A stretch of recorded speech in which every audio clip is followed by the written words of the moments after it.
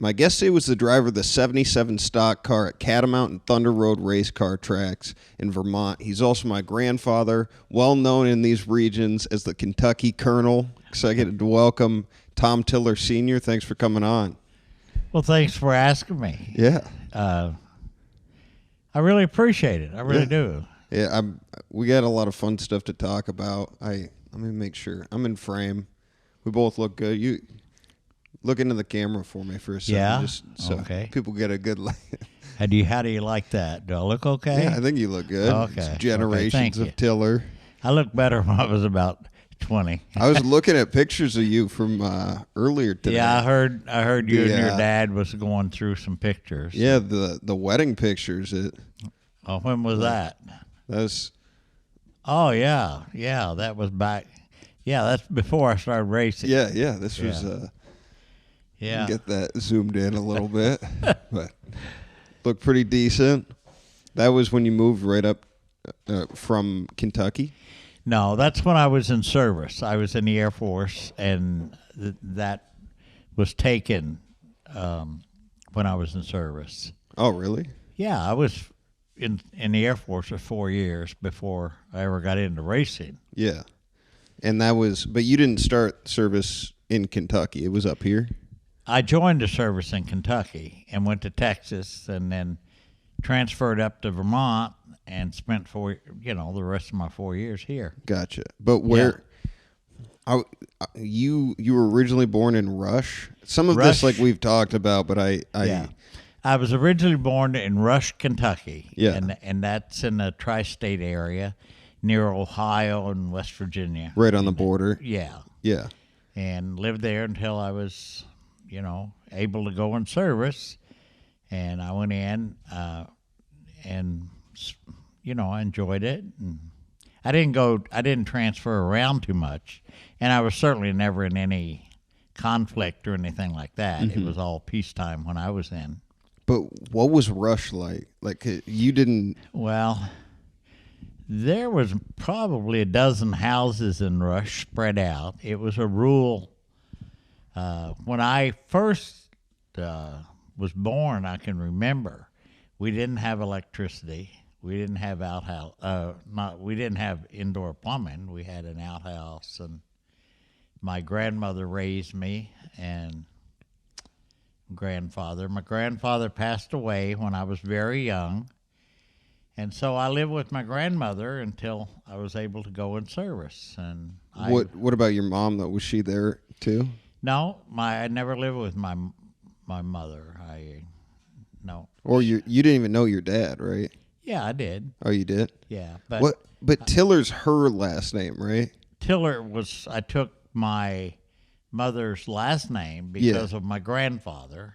Mm-hmm. He was the best person in my whole life, my grandfather. He was such a wonderful person. And he passed away when he was like 48, 49 years old. He was very young from a heart attack. And I think that's why. Back then, they didn't really have the, ability to know what was wrong with everyone. And Yeah, what was it even like where you were growing up? I mean, it's so different from what today is. Like, oh my God, Adam! It was completely different. Yeah, It was all rural. I mean, I lived out in the country, and we had a church, a Baptist church that we went to regular. My grandmother took me to church, and we had probably at a meeting maybe 20 people. And I had to go to Sunday school every Sunday morning, and it was interesting. yeah, Very interesting. And when I came to Vermont, I really thought I was going off the end of the earth. I rode a train up here from Texas, and it just kept going and going. And we stopped and picked up milk. And that was in 1956 when I came up here. Mm-hmm. And it was a lot different than it is today in Vermont. Why'd you enlist in the service, though? On a dare. We were playing pool at a local pool place in Ashland, Kentucky, which is very close to Rush. That was the big city, Ashland. And there was a friend of mine named Bobby Jack Burton. Bobby Jack was his name. We walked by the Army, Navy, Air Force, and Marines recruiting, and he said, "Let's join the Air Force." And I said, "I don't think so." He said, "You're chicken." I said, "Don't call me chicken." So we went in, talked to the recruiter, signed up. He failed and I passed. So that was how I. Did you ever see him again? Oh yeah, he turned out to be. He's passed away now, but he turned out to join the Army. Served a tour in the Army. I'm not sure how long he was in, and he became a minister somewhere down south, but I'm not sure where. And I saw him maybe 15 years ago, and that's the last time I ever heard of him. Was that just weird as hell to see him after that much time? Not really. It was good to see him. His sister married my half-brother. Okay. So I kind of kept up with her through her about him, but I only saw him that one time after we separated our military career.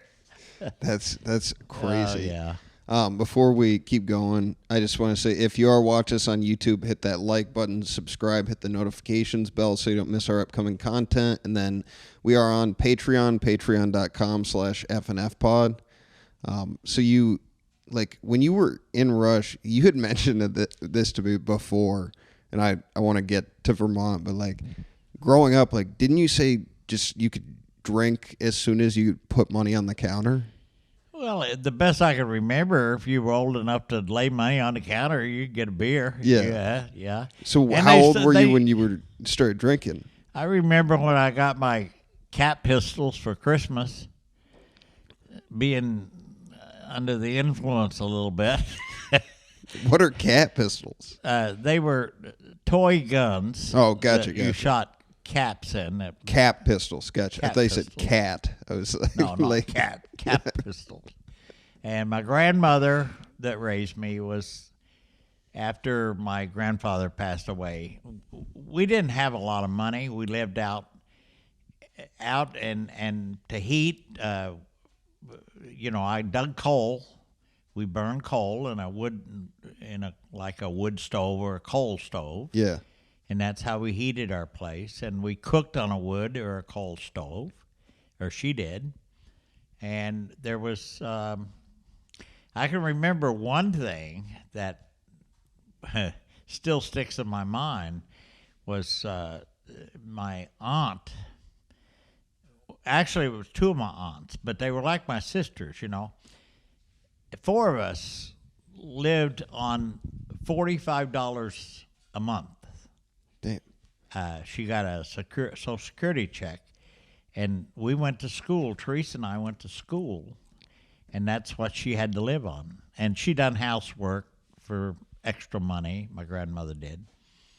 And that's another reason I kind of left there, because I couldn't see too much of a future for myself staying there. Yeah. You know?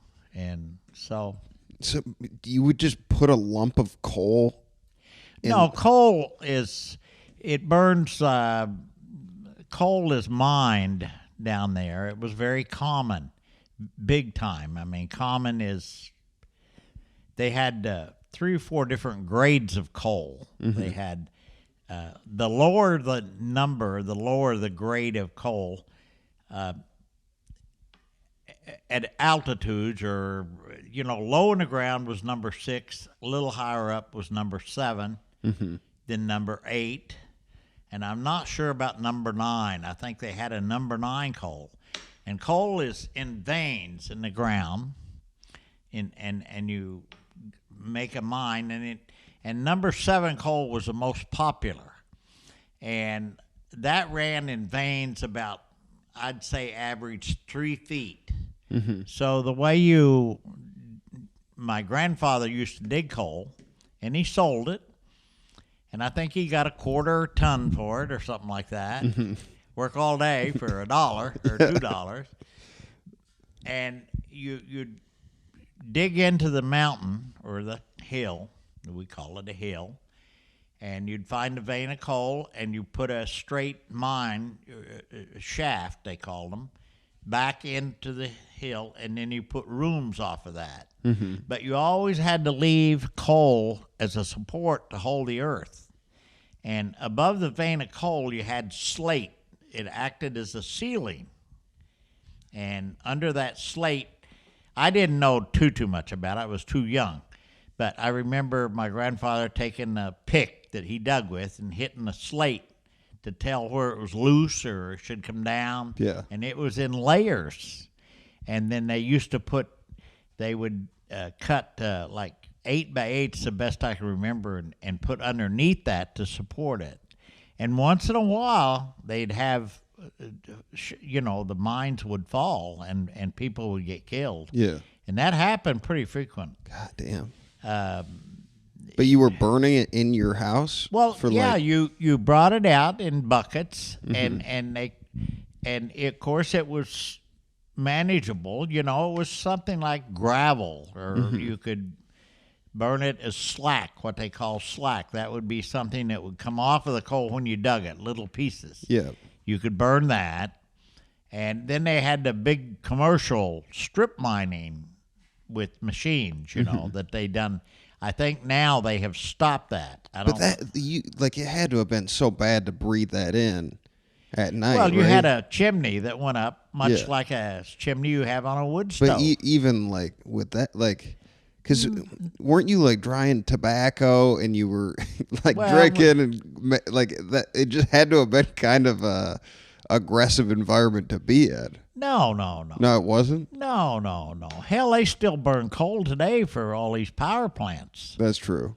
And it there wasn't that much of it, where I was at. Yeah, but weren't you guys all in one room at the house you were in? Well, we had a 4-room log house. Okay.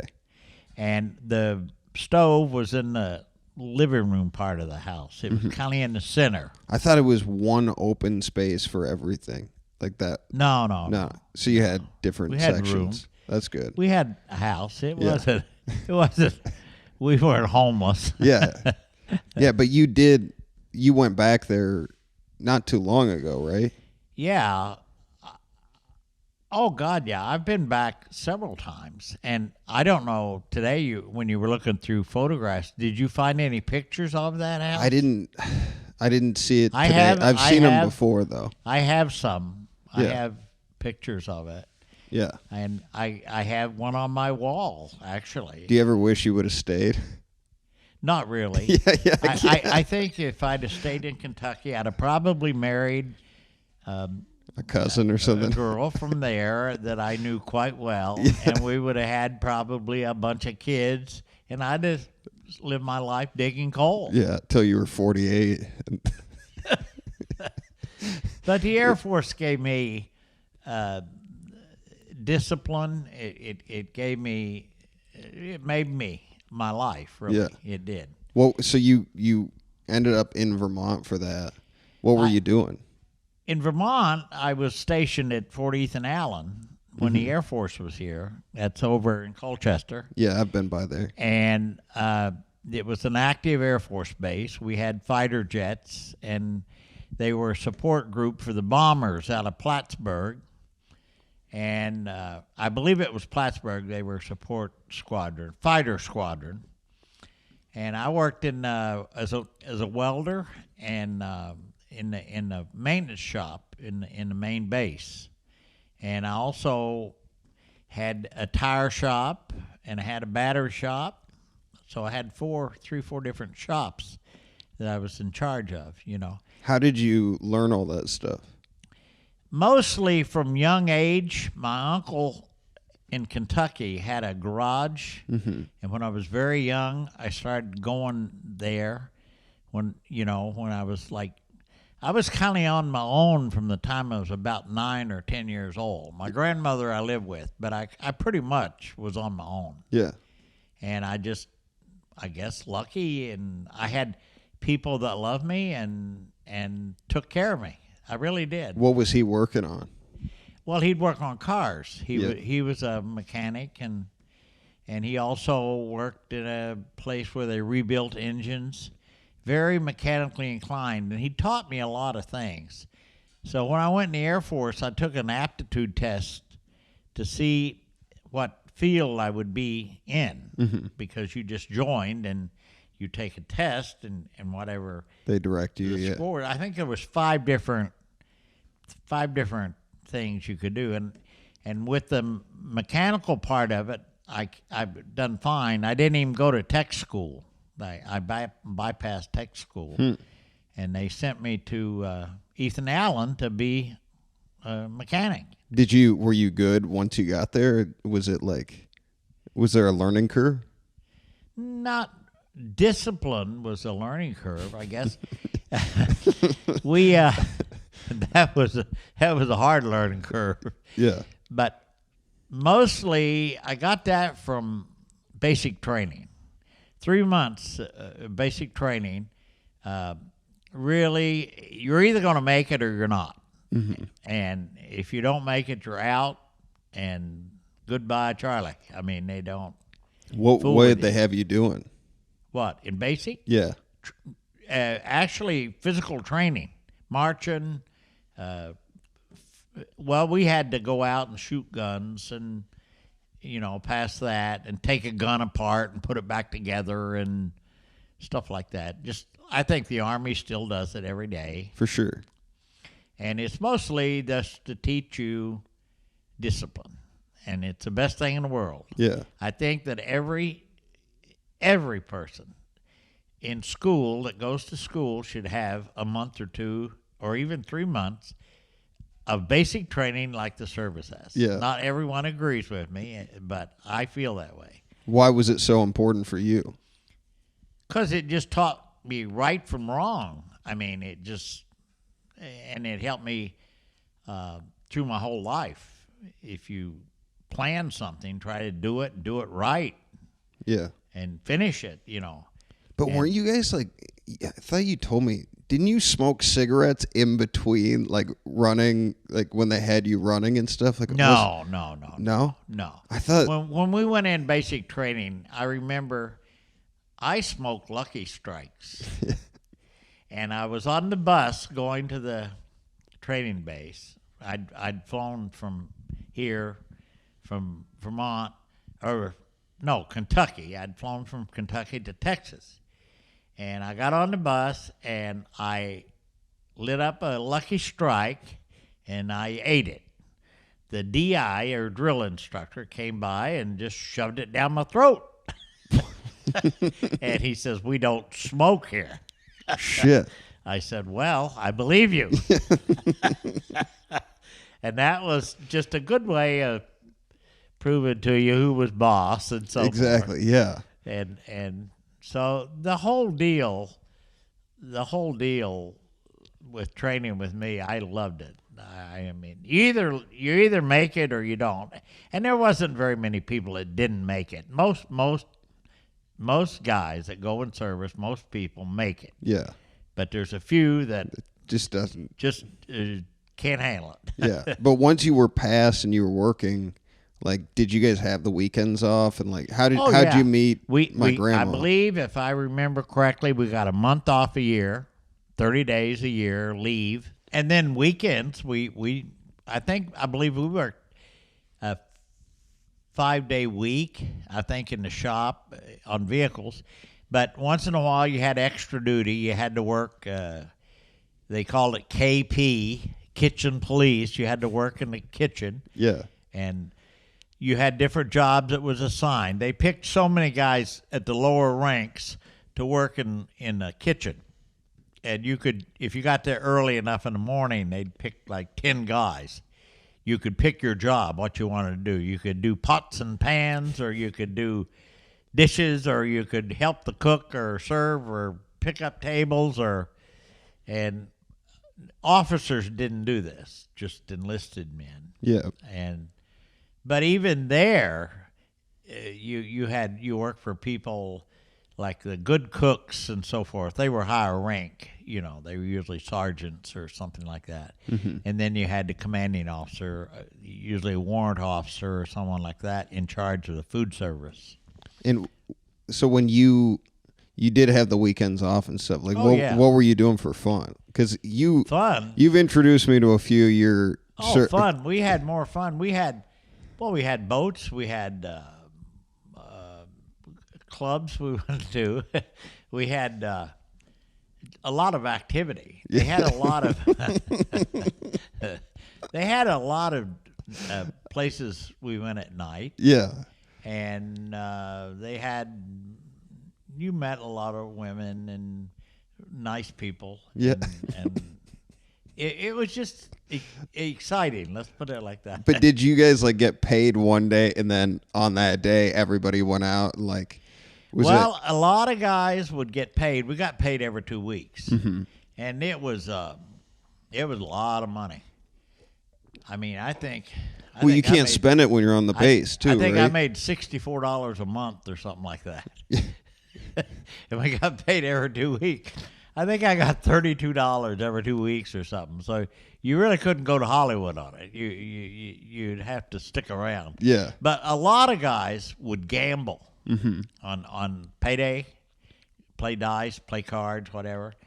And some guys would come out with a lot of money, and some guys would come out borrowing $1 from the guy next to him. Did you do that much? No, I didn't. That wasn't your thing? I didn't like it that well. I mean, I wasn't very good at gambling. I really wasn't. What was your thing? You shot pool quite a bit, right? Well, we done that for mostly fun. Pool. Yeah. We had a hobby shop we could go to, and we'd go there when we didn't have any money, and we had food at night. We could go there and play pool, or usually it was a bunch of guys there because nobody had a lot of money. Yeah. And so they go there to hang out and eat and play pool and sing. Groups of guys would get together and they'd have groups singing and just have fun. Yeah. know? And this was strictly men. I mean, we didn't have any ladies in the Air Force with us then. I don't know now whether they do or whether they don't, but not. I mean, when I was in training at Lackland, they had WAFs. Women, but they were in a complete different area. Were there any gay men at that time? At that time, no. Like, did they exist, but just it was They existed, but very secretly. Yeah. Yeah. Did you ever have any like weird, just anybody come on I've to you had or anything? People to make passes and things like that, but I just never took advantage of it. Yeah, well, I just would be curious the timing of that, like, because at that time it was so suppressed. Yeah, exactly. Exactly, and they kept it secret. Yeah. What would that called at the time? Was there a name for it?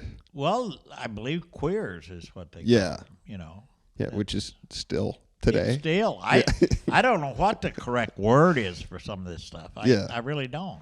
Yeah, I'm just curious how different it is versus today. It is totally different. Yeah. Life today is totally different. People don't have respect for one another. And that's the bad thing. It really is. Yeah. And I feel sorry for people that can't laugh. It's a lot more fun to laugh than it is to frown. Yeah. It is. And people they're so possessive of everything, Well, I know you love cell phones and the internet. Oh, yes, I love them. I have not one now. I haven't flipped it open for quite a while. I don't like it either. I believe, and I'm not saying anything against the people that build these things, but I think that's the biggest problem we have in our world today is technology. Yeah. And I know it is. It's good for food, for things like this. But why can't, if they're smart enough to build these missiles and all this, seems though they'd be smart enough not to have children that somebody else has to take care of. People have kids today, and they want someone to take care of them. They want to be supplemented on their child care. They want special attention for all the. If they didn't have the children to start with, they wouldn't have that problem. Yeah. And two work in the family, which I don't really agree with, because what it costs for child care and transportation and so forth, I think that one parent can stay home, and we done that. My wife and I finally agreed. She had a real good job, and we kept having to get babysitters. And one day I said, either you're going to quit or I'm going to quit. One of us is going to stay with the kids. We're not going to keep carting the kids around to babysitters. Yeah. And we did. Jan stayed home with. Well, when did you meet her, by the way? Let's talk about that a little bit. Oh, I met her when I was in service, in Burlington. Yeah, paint the picture for me. She was a good-looking girl, and I whistled at her, and we went for coffee over at there was a bunch of girls and a bunch of guys, and we all went for coffee, and then I never talked to her again for another month or two, I guess. And then I saw her. I actually was kind of hooked on her girlfriend, not her. and then we wound up getting together, and we went together. Went together for a year or two before we decided to get married. Yeah. And you met her parents and stuff? Huh? You met her parents before? Oh yeah, yeah. They lived in Underhill, which was 15 miles from Essex. Mm-hmm. And they were very nice people. And but we chose to not live there. I got a job working for a Pontiac dealership in Burlington. And she had a job working for immigration in the federal building. Mm-hmm. But she did give that job up to take care of the kids. She was super smart, though, right? Very smart. Very, very smart. Like, was it aggravating? No. No? No, she was a very nice person. I really, we just, after you get older and the kids leave, things change. Mm-hmm. And they did with both of us.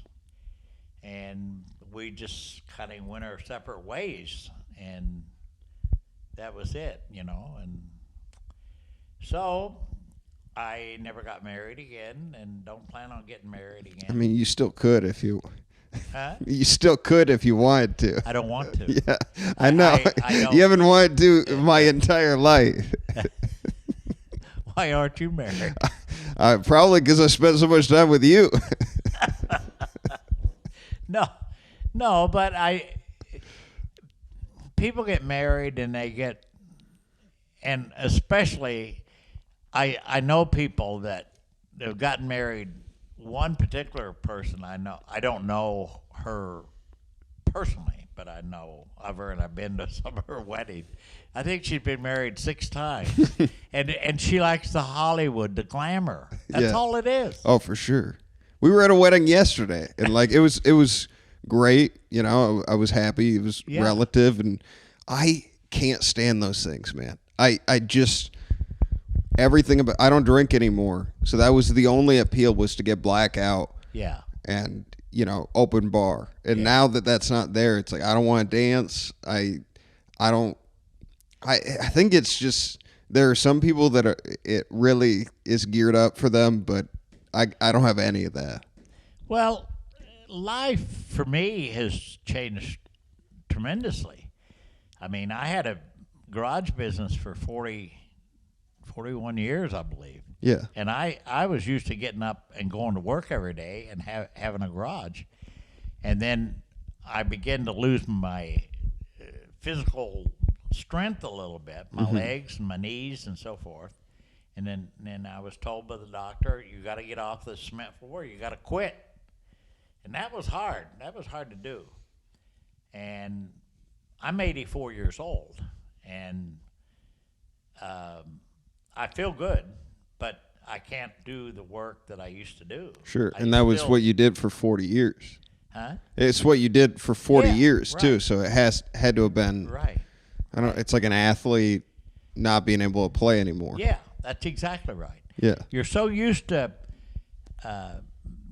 taking a car and tearing it apart and fixing it and putting it back together or what, and then now I can't even pick the tire up. So, I mean, that's you were why. doing that while you were racing, too. Well, racing came into that more or less as a challenge, but it also helped me in my business too. I mean, it benefited. It brought in people for work. They say if this guy can build a race car, go around the track, at a high rate of speed, he can tune my car up. Yeah. And I got a lot of business like that, and from just exposure, going to a racetrack, and I went there. My first race car, Adam, was a Pontiac, and because I worked for a Pontiac dealership, I was very familiar with Pontiac, and it was a 1956 Pontiac. I paid $50 for it, and I went to the junkyard and bought pipe and put roll bars in it, and I raced it, and I kind of liked it. Yeah. And I went to Catamount, the first race, and I said, I can't possibly be racing with these cars. They're going too fast. And so I went to another track down in Fairhaven, and I can't remember the name right off, but it was a dirt track. And I ran a few races to get my courage up, and then I went back to Catamount. How fast were they running at Catamount? I don't know. Probably top speed 100 miles an hour. On a quarter-mile track? It was a third mile, a little bigger than a quarter. Still fast. Yeah, but your car would, it depended a lot on how it was set up with tires, engines, and they have different rules, as you know. But back then, it was it was more or less trust between drivers and mechanics and so forth. You had rules and you kind of went by them, and they had an inspector to check your car. But most every one of them was pretty honest about it. Yeah. And now they have all of these rules. If a tire rolls out of the pits, if your car don't go fast enough, if the driver shakes his head wrong, and they have all these rules and regulations and cameras, and to me that has really hurt the racing. Yeah, for sure. It has hurt it.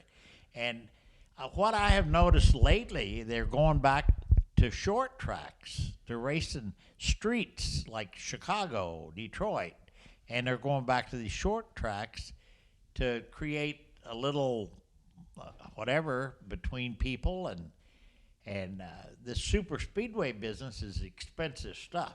For sure. It isn't $50. Yeah, they did that, in the early 2000s, mile-and-a-half tracks. 2 miles, Yeah. Daytona. I only ran a couple of races on super speedways, but I couldn't afford to do that. Yeah. I mean, what was it like? oh, it was quite an experience the first time I went out on a super speedway after running a short track. Yeah.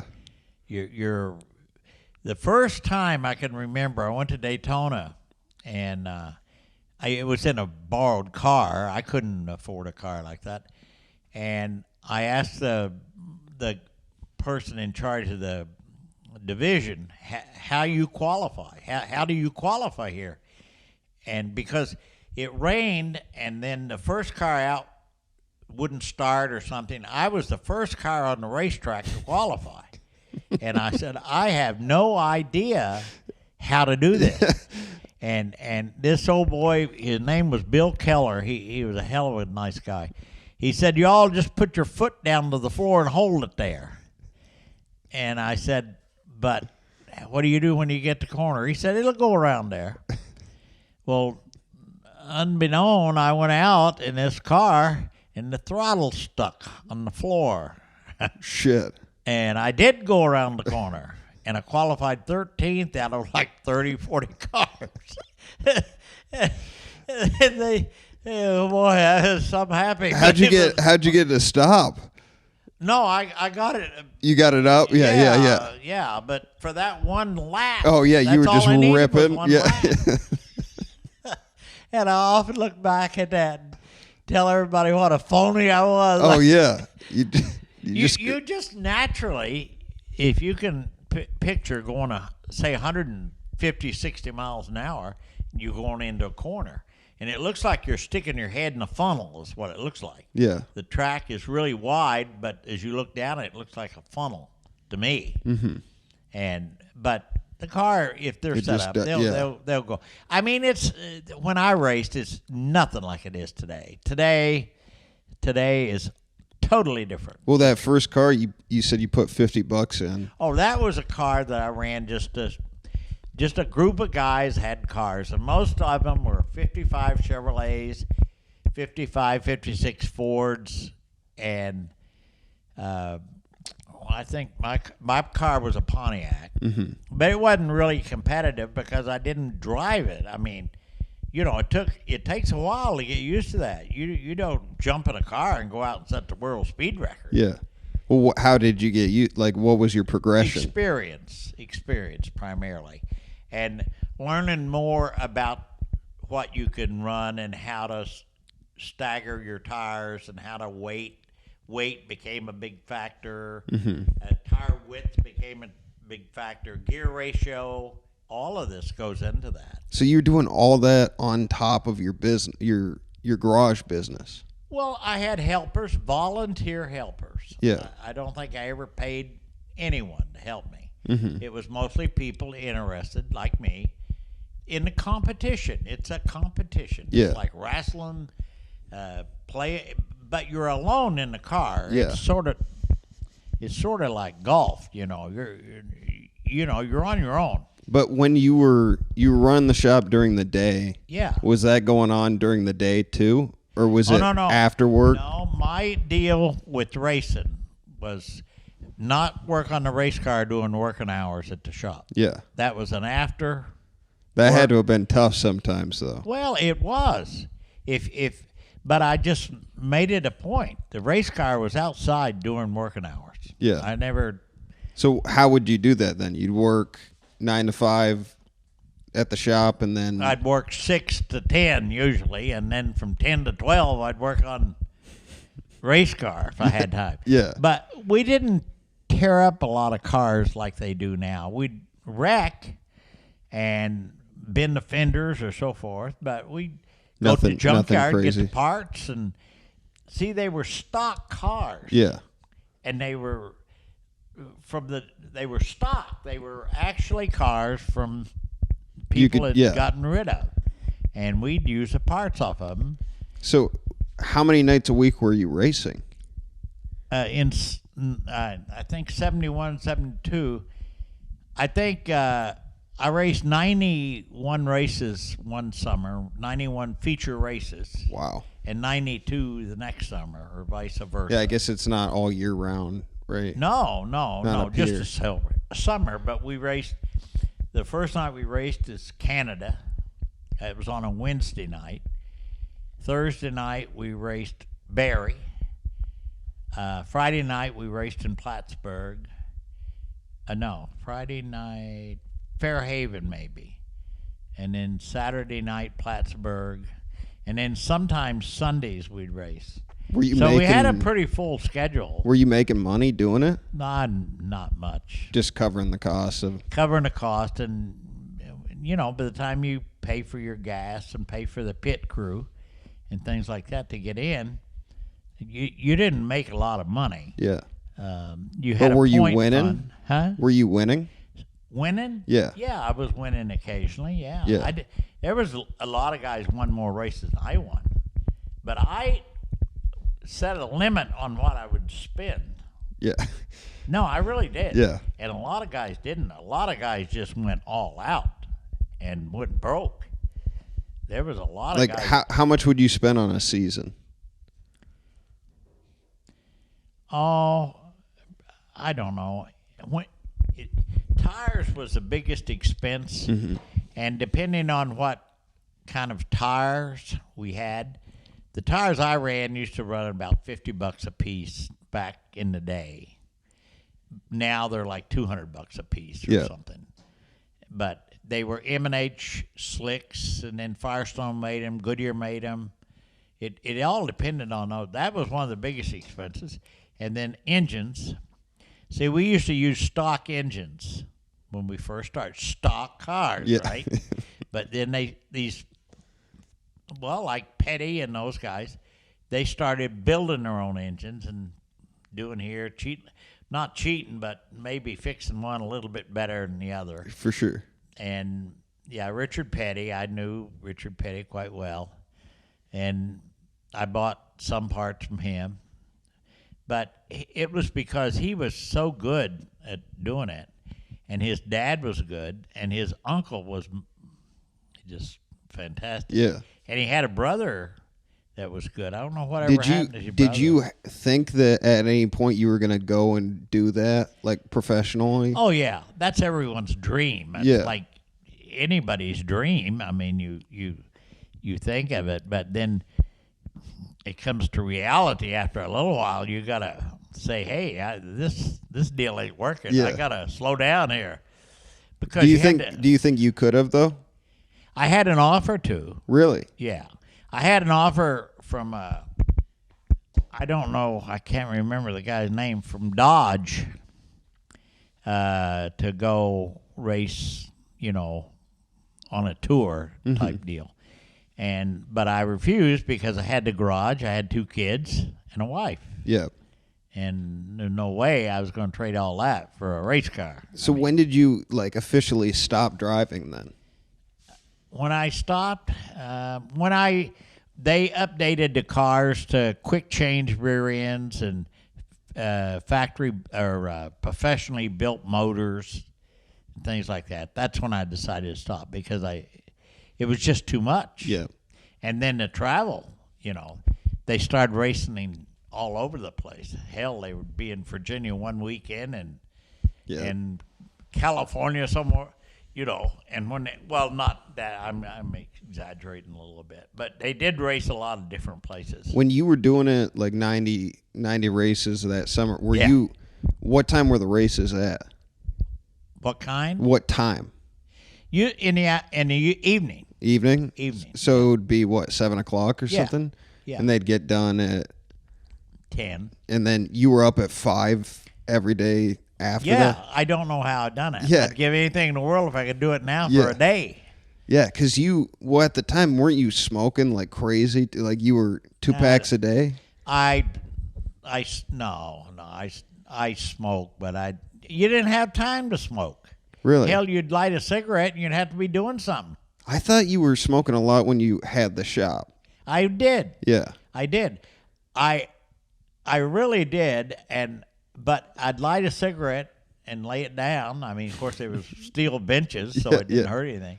And then half the time, I'd have 2 or 3 cigarettes lined up. Yeah. They'd burn out. Yeah.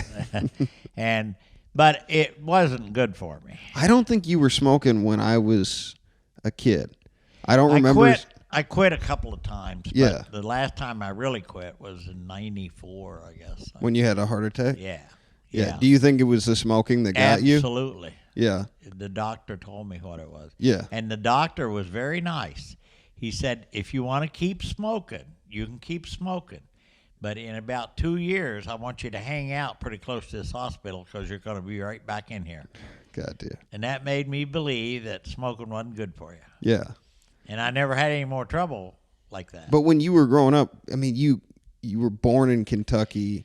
Tobacco was everywhere. Like, did you even think of it? They raised tobacco. Yeah. They raised tobacco. And they used to have these auctions where they'd sell tobacco off. Your tobacco crop, depending on the size of your farm, I worked for one guy that grew tobacco. And in this particular place, I think he was allowed 3 acres of his land was dedicated to tobacco. Mm-hmm. And the government at that time, I believe, assisted him in that 3 acres. The government helped him some. And you could plant 3.5 acres. And before you harvested, you had to cut the outside off. The outside usually didn't grow too good, so you'd plant more than you needed, cut the outside off, and that left you prime tobacco. Mm-hmm. And then in the fall, when they harvested, they used to take their tobacco up. You'd put it, when they harvested it, it'd come in big bunches, and they'd hang it in barns and let it dry. And then when it dried, they would take it to auctions. And I remember they were up in West Virginia, I believe. And companies like Philip Morris and Lucky Strike, Camel, Winston, or they would bid on it. They would bid on the whole deal. Huh? Yeah, and they'd buy it. And what were you chewing it? If you were working on stuff? No, I never chewed tobacco that much. Yeah, no, you didn't. No, yeah. A lot of people did. Yeah. And snuff, they have that snuff, but I don't know what that's made. Snuff is. I think it's a form of tobacco. What do you do with it? Yeah, you just put it on your lip, I guess. Oh yeah. Whatever. That. Yeah, because there's also one that you snort. They make that too. I never got into that. Yeah. That's after my time. I can't imagine that's good for you. We jumped around a little bit, but who gave you the nickname the Kentucky Colonel? I would have to say probably Ken Squire. Okay. He was a promoter at, he announced everywhere. Daytona is where he really started. I think he done the first 1959, wasn't it, when they first started down there? Yeah, I think you're CBS. right. He done that one. And you were sponsored by KFC? Oh, that was up here, Kentucky Fried Chicken, but that was local. Yeah. That was just stores in Burlington. I think there was 4 or 5 stores at that time. You had what? KFC and RC Cola sponsored you? RC Cola, and that was a soft drink. Yeah. And they give me, I remember the kids at Catamount. I had 2 big rubbish cans, and I'd fill them with orange and RC, and I'd bring them and put ice in there. And at night after the race, I'd give it to the kids. Yeah. I had more kids after me than. Well, they got a free soda and. Yeah. And the did company. Did you get free KFC too? Was that part of the deal? Occasionally. Yeah. If I went by a KFC store, I did. But, yeah. I didn't go there asking them for it. Yeah, yeah. Once in a while, I'd go by with a car, maybe stop in Barry or somewhere like that, going to the races, and I'd order a bucket of chicken. They'd say, "Well, it's on me." And that was kind of nice. That's awesome. Yeah. All right, I had a couple people ask questions, just that were curious. Who is the toughest? Matt Benoit asks, who's the toughest driver you ever raced against and why? That's a hard question. That is really a very hard question because I raced in quite a few different divisions. And then a lot of these drivers were experienced. But I can say the hardest I ever got hit by a driver was Buddy Baker. You ever hear Buddy Baker? No. His father, Buck Baker, was a driver. And I was racing in somewhere in New York, out near Pennsylvania, and I was in his way, and he proceeded to move me out of the way, and I thought it broke my neck. He hit me so hard. But it was just a simple way of saying, get the hell out of my way, I'm going through. And that I remember. But then there was occasions where you'd get in these little confrontations. Somebody would bump you, and of course you'd get angry, and you want to wreck them.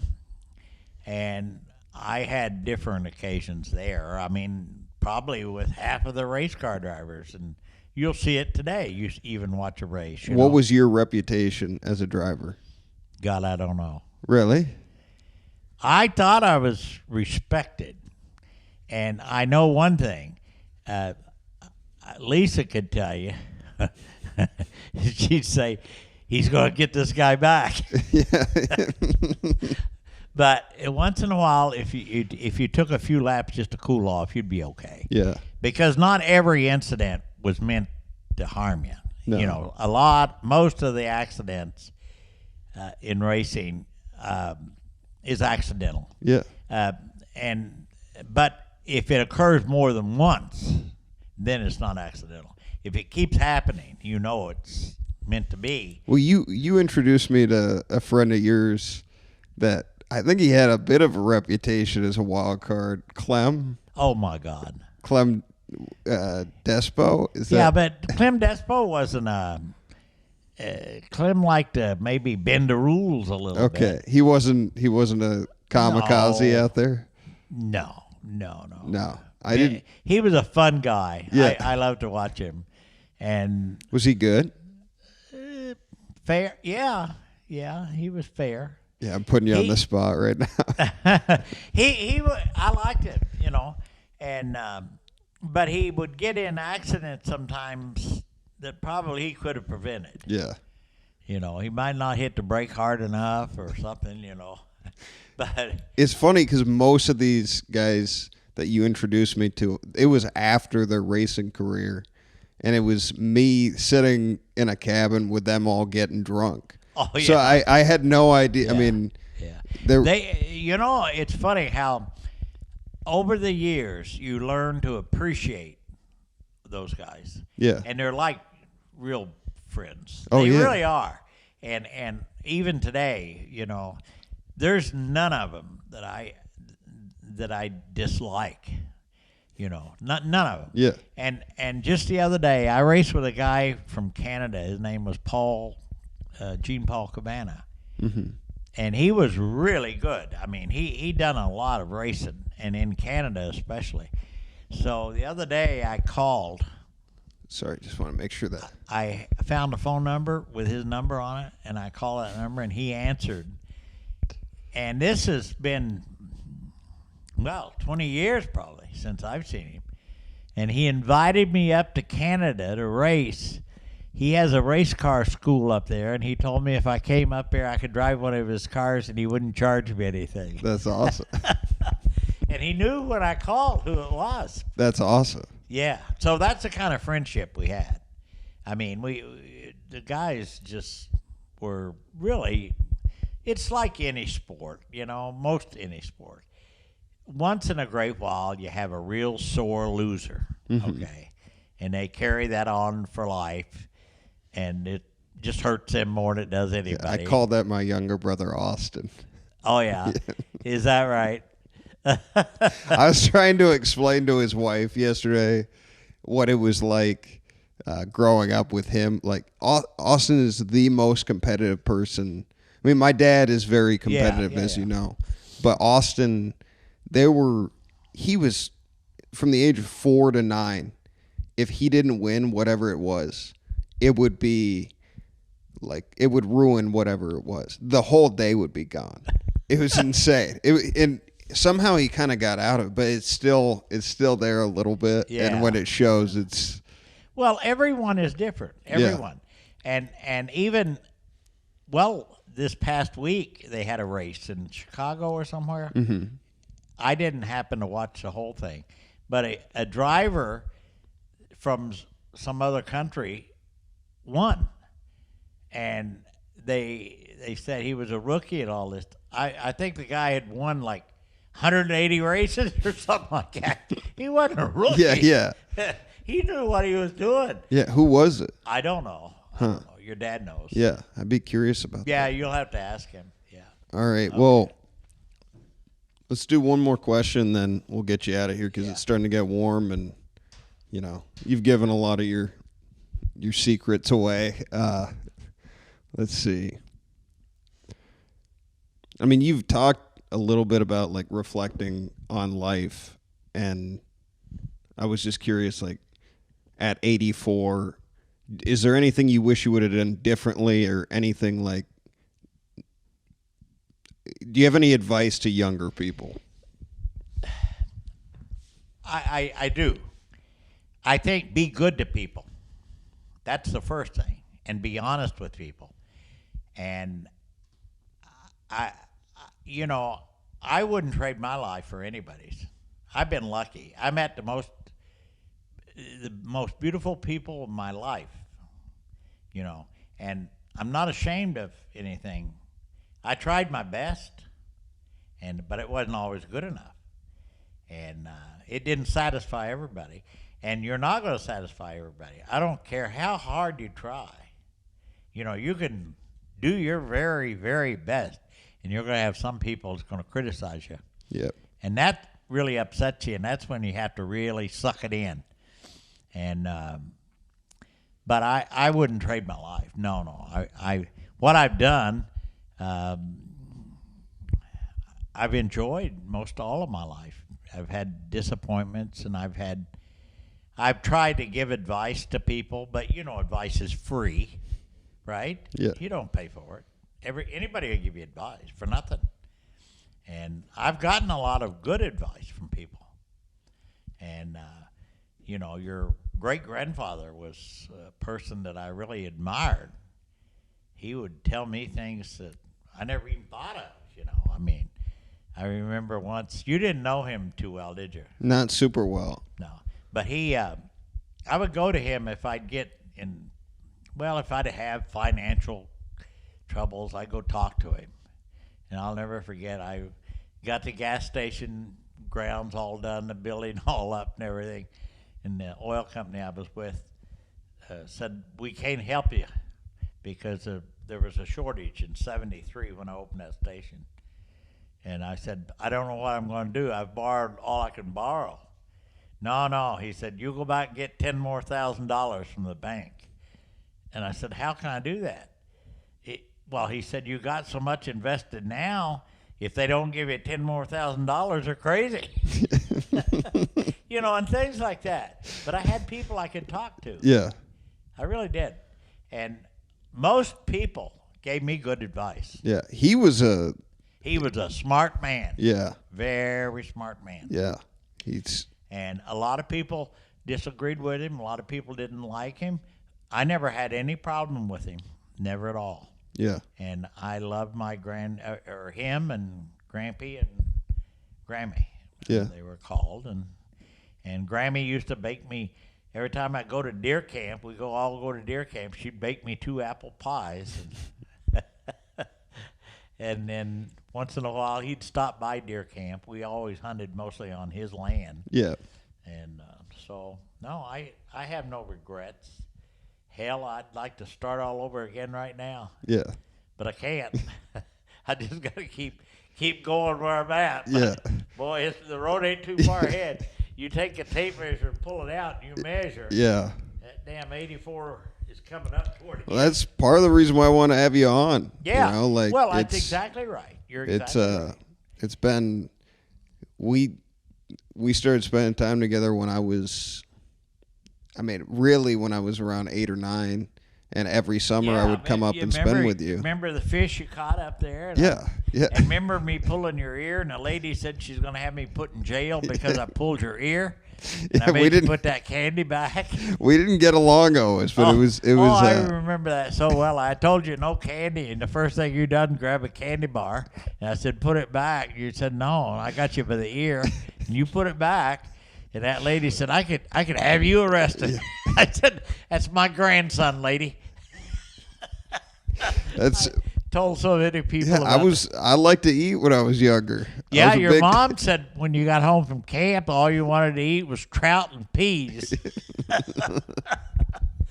Oh, that's good talking to you. I Yeah. love you to death. I love you too. Thanks for Okay. coming on. Yeah, Appreciate it. pleasure. I hope I didn't hurt anybody's feelings. Nah, I mean, even if you did, You just called me. yeah. Anybody watching, first off, thanks for submitting questions. We got to as many as we could, but thank you for listening. If you're just listening to us, rate and review us wherever you're listening. If you're watching us on YouTube, hit that notifications bell so you don't miss our upcoming content. And then we are on Patreon, patreon.com/FNFpod. And as always, follow us on Instagram at FNFpod. We're going to leave you with Jaga. I just make the waves, I don't write them. I can hear the lyrics in my spirit as I write them. Why you wanna walk and talk just like them? I can't get caught up in all the hype and the excitement. I just make the waves, I don't write them. I can hear the lyrics in my spirit as I write them. Why you wanna walk and talk just like them? I can't get caught up in all the hype and the excitement. My wave pool, my wave pool. Welcome to my wave pool, my wave pool. Welcome to my wave pool, my wave pool. Welcome to my wave pool, my wave pool. Welcome to my wave pool, my wave pool.